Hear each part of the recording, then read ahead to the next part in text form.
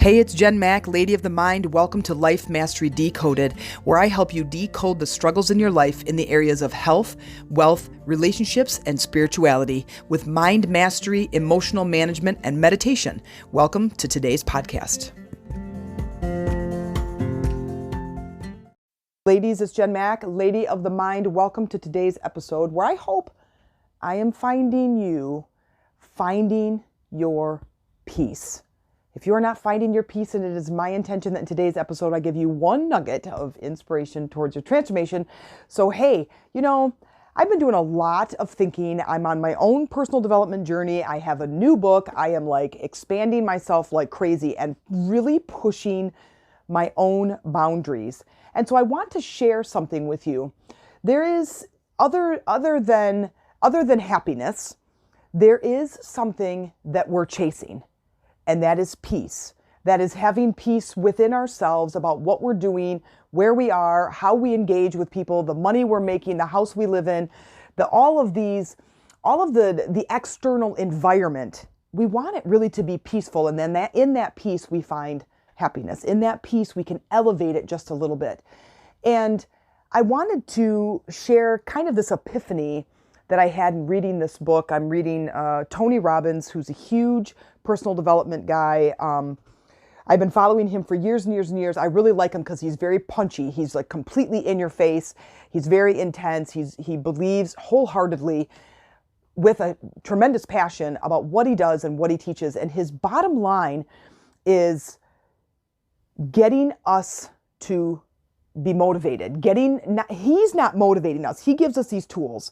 I mean, he does motivate us, but that's not his bottom line. He is someone who loads us up with tools to motivate ourselves to take action about something.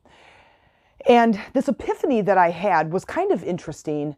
And as I unfold this in my own life, I will unfold this here in front of you in hopes that this will give you a nugget to latch onto for your own change. And I always say this, stand back far enough and look at your life. Take your goggles off, take your tunnel vision about your life, take that off and expand your perspective and look at your life. Look at the words you use, the mood, the emotions, the day-to-day stuff that you do, and ask yourself, am I happy? Am I happy? Am I at peace? And you can say, well, yeah, I'm at peace in this environment, but not in this environment. Or overall, I'm at peace. Or yeah, I'm pretty happy with my spouse, or I'm pretty happy with my parenting or whatever. And all that's great. And I always say the peace and the happiness come from within and they expand to without. They come out from us. Our life shows up out in front of us based on what's going on the inside. And it's such a hard concept, but yesterday, going through this book and this personal development and reading and doing the challenges that he has in this book, and the book that I'm talking about is Tony Robbins, Awaken the Giant Within. I've owned this book for a lot of years. I've read parts of it, and then I put it back on the shelf and I get it back out again, and I dance around it, and I will read it and become a part of it when I'm ready. And I have done that with several books. But anyway, so I am diving headfirst. I'm underlining, I'm taking notes, I'm journaling, I'm really opening myself up because I really want to be able to take action in the things that I want to take action in. And anyway, the epiphany. So I'm standing in this space, and when I look in this direction about my business, there's things about moving forward in my business that are so exciting and so transformative and just wanting to share and wanting to contribute and offer this knowledge or these tools or this experience to other women that may be struggling with something that I've struggled with in the past. And I just want to share. And then there's parts of my business that frustrate me to death. Technology is one of those things. And because of my reach and where I live, and I want my business to be expansive, I have to use technology. I have to use email. I have to use a website. I shouldn't say have to, but otherwise I feel like my business is very small and I want to expand it and I want my business to reach many people.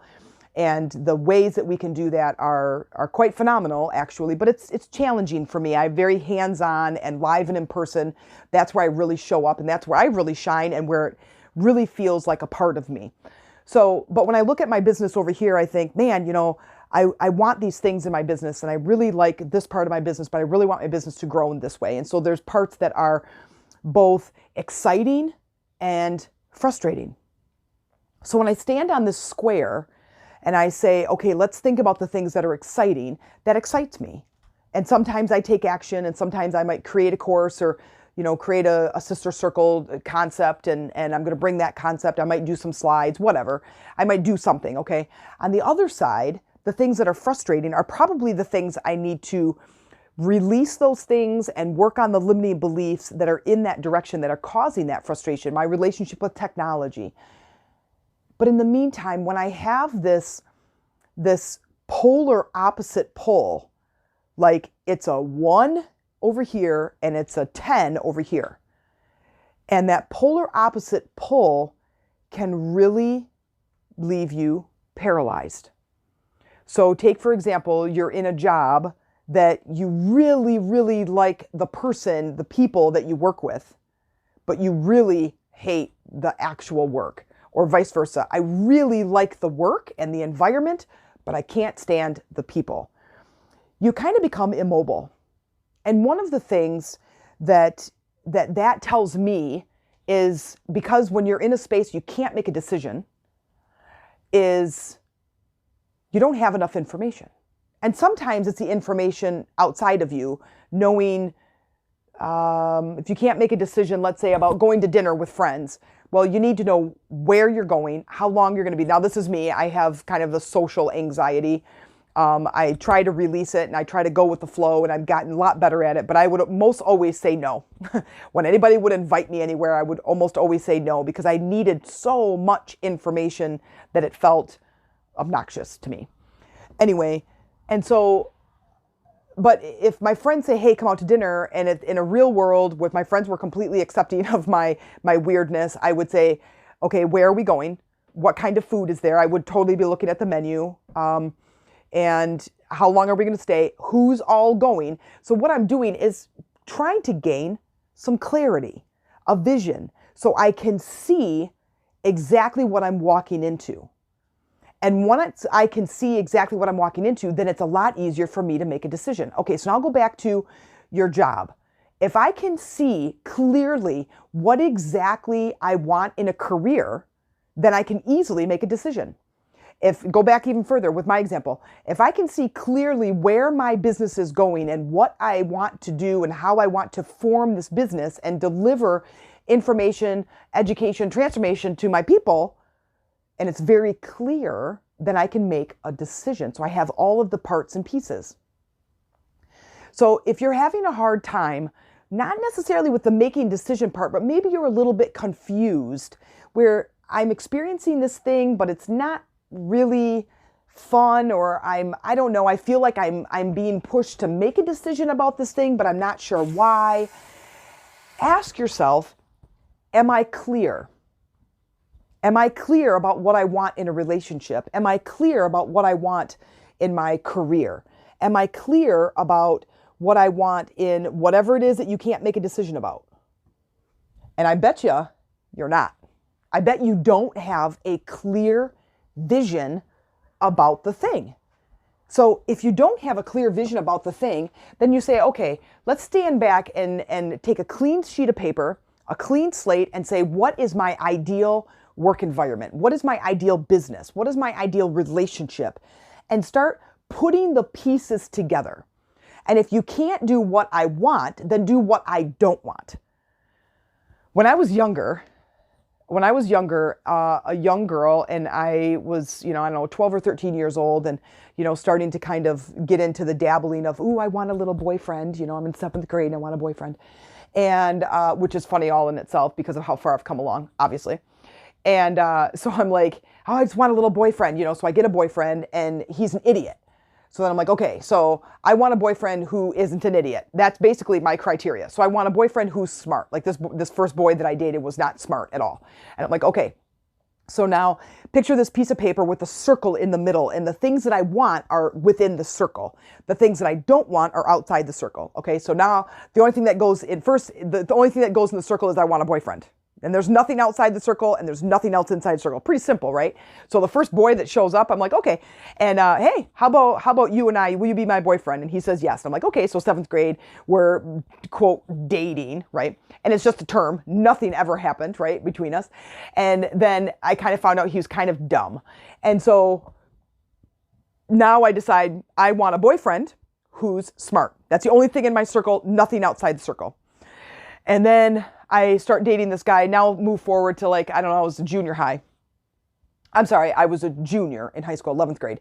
And now I'm dating this guy, but he smokes and he stinks. So now outside of my circle is he can't smoke, but he's smart, but he smokes. Okay, so I have one thing inside the circle, one thing outside the circle.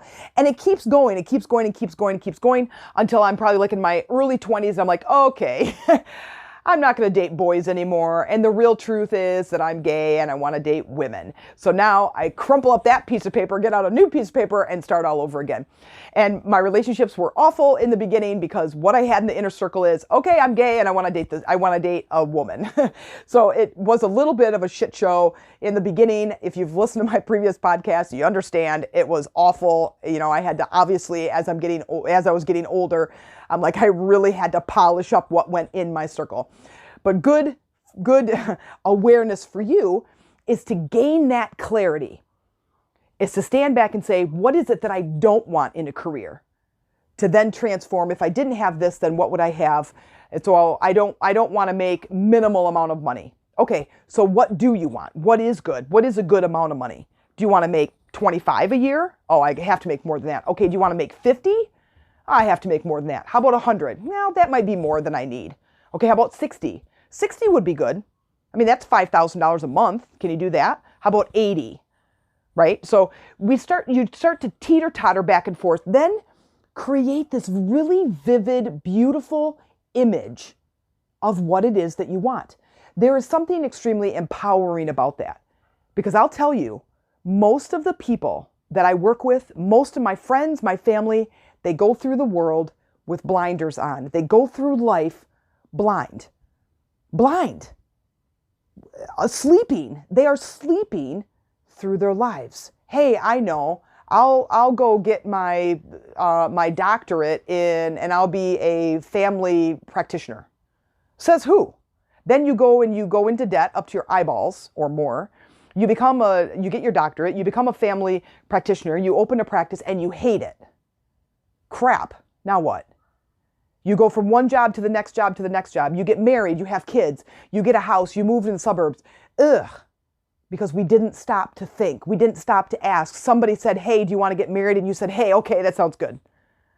Someone said, hey, do you want to have kids? Yeah, sure, let's do that. Without thinking about what that means for your life. About not defining what it is about you that makes you want this thing. Why do you want this thing? What is it about it? Why do you want that job? Why do you want to be a doctor? Why do you want to be an accountant? Why do you want to be a teacher? Why do you want to work at that restaurant? What is it? Oh, I don't know, because it pays well? Don't do that. Don't do that. If it is because working with food lights me up, okay. Because then you're going to get clearer on your goal as you continue to move along. You're going to work in one restaurant and you're going to hate it, and then it's going to completely add more clarity. Just like when I started dating. I dated, I'm like, ugh, no, you're dumb. No, no smokers. Okay, moving on, right? And then all of a sudden you get to the end, you're like, yeah, I got it. And now I'm going to enjoy the rest of my life with a perfect dream partner. Does that make sense? So this is how we find peace. This is how we become a little bit more peaceful, because we are designing our future. And in designing our future, but you have to know what it is that you want.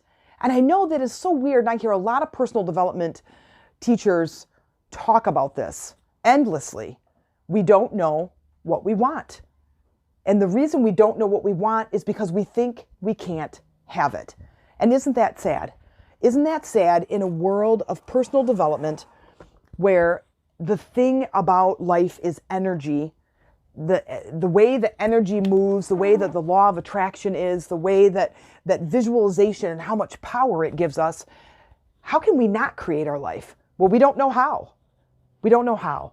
And those are the things we're going to be talking about in the upcoming month in our sister circle. Visualizing, using our mind to create the life that we want. Starting to understand, how do we put this whole thing together? What is it that I want out of life? Because eventually you're going to be 98 years old. You're going to be on your deathbed and you're going to be like, damn it, I missed it. This isn't what I wanted. I didn't get to do this, this, and this. What better time to do that kind of thinking than right now? Thinking endlessly about what it is that I want to do with my life. When I stand back and I say, okay, what is it that I want to do with my business? I want to build communities of women.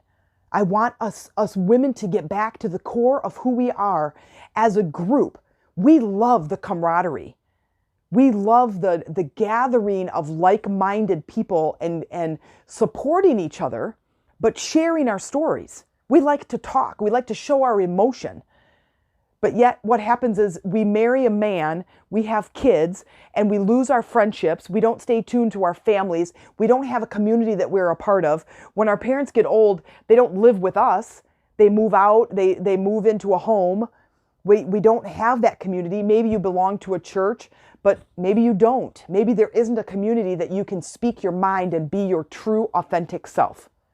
That's my job. That's my purpose. That's my life mission.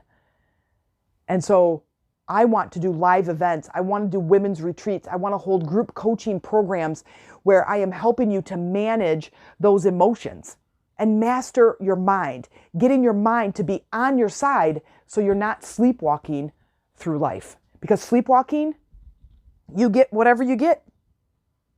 You get whatever you get. Because it's just like a dream. You go to bed, you can't control what dream comes into your head. You just go to sleep and what shows up, shows up. What if that's what you're doing in your real life? Is you're just going about your day sleepwalking. Whatever shows up, shows up. Sometimes I get red lights, sometimes I get green lights.